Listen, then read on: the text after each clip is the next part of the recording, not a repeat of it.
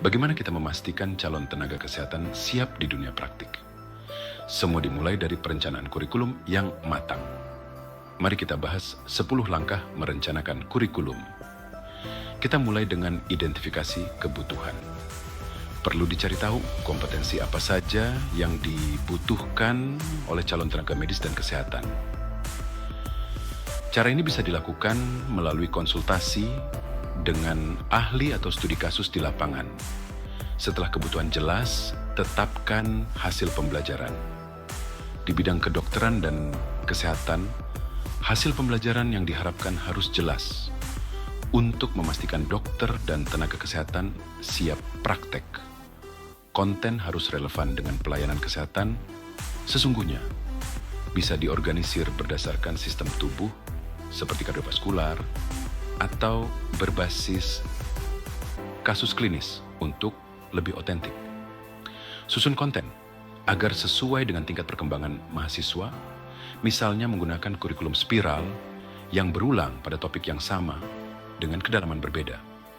Gunakan strategi SPICES, student-centered, problem-based, integrated, community-based, elective, dan systematic.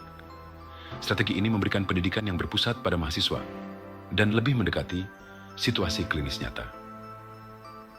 Perbanyak metode pengajaran simulasi klinis, diskusi kelompok kecil, dan pembelajaran aktif lainnya untuk meningkatkan keterampilan klinis dan pemecahan masalah.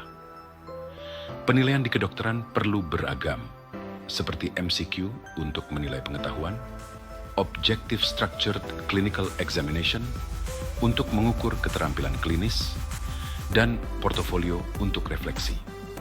Komunikasi kurikulum penting agar mahasiswa tahu apa yang harus dipelajari dan bagaimana mencapainya.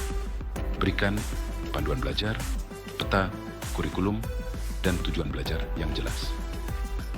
Dalam kedokteran, lingkungan belajar harus kolaboratif dan mencerminkan nilai-nilai kerja tim serta pembelajaran yang mendukung kompetensi di berbagai lingkungan klinis.